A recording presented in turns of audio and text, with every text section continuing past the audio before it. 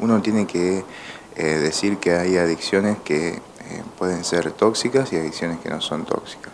Cuando hablamos de adicciones, queremos decir que es, digamos, el uso o el consumo, digamos, desmedido de ya sea una sustancia o de algo que hace un determinado paciente, digamos, de forma compulsiva, sin control.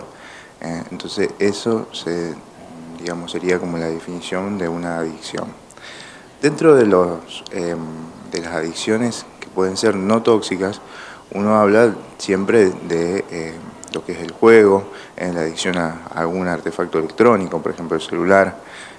Y dentro de las no tóxicas, de las tóxicas, ya hablamos del consumo de alguna sustancia.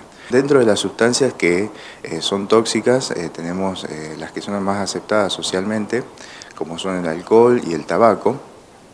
Y también, bueno, hay otras que son de indicación médica, muchas veces algunas pastillas, algunos psicofármacos.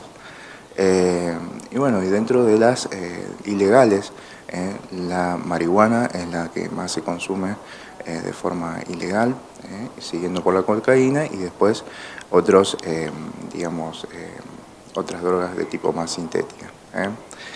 Así que bueno, hablando, digamos, de las adicciones, digamos, tóxicas, uno cuando habla con algunos pacientes o refiere, digamos, si tiene algún consumo, algún tóxico, muchas veces no está tan, digamos, arraigado socialmente, digamos, el consumo de alcohol no es tomado como un hábito tóxico, ni tampoco el tabaco.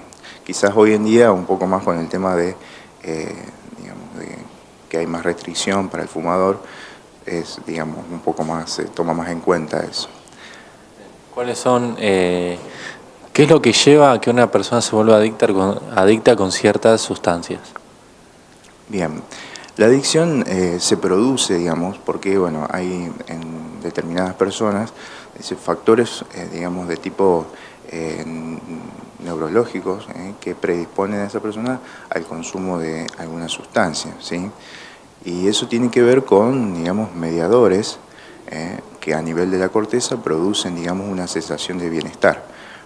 Uno, o sea, no cualquiera se hace adicto a alguna sustancia, digamos, por nada, sino que es como que hay, esa sustancia produce, digamos, un efecto, digamos, placentero para ese paciente y por eso es el hecho de tener que buscarla constantemente, ¿sí?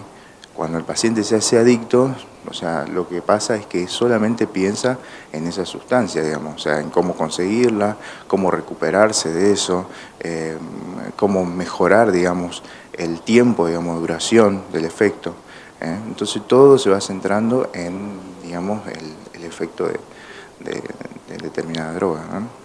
Bien, ¿cuáles son las secuelas o las consecuencias que deja para una persona que ya no es más adicta, que dejó de consumir ciertas sustancias? ¿Cuáles son los efectos contrarios que le quedan? Bien, los efectos, uno cuando ve a los pacientes, digamos, que consumen ciertas sustancias, lo primero que pasa es que, digamos, el paciente busca conseguirla de nuevo, obviamente, por el efecto adictivo que tienen. Y bueno, y produce a veces situaciones de abstinencia. Esas situaciones de abstinencia pueden generar, digamos, a veces situaciones, digamos, desde el punto de vista psiquiátrico, como crisis de excitación, crisis de ansiedad, hasta incluso a veces problemas como psiquiátricos, como son la psicosis. Va a depender del grado de consumo de cada paciente, ¿sí? Por eso el tratamiento muchas veces de estos pacientes es tratando de, digamos, actuar de forma integral, ¿sí? Porque a veces uno lo que hace es tratar, digamos, de que el paciente deje de consumir esa droga, y a la vez también tratar de que cuando se administra un fármaco o el paciente, digamos, se está reinsertando, no agarre, digamos, otro tipo de droga. Porque muchas veces pasa que los que consumen drogas tóxicas ilegales pasan de dejar eso y buscan en las drogas que son más lícitas, vamos a decir, como son el alcohol, el tabaco, o sea, cambian una adicción por otra. Entonces el tratamiento debe ser integral para que el paciente, digamos, eh, use, digamos, ciertos métodos para que no vuelva a recaer en otra adicción.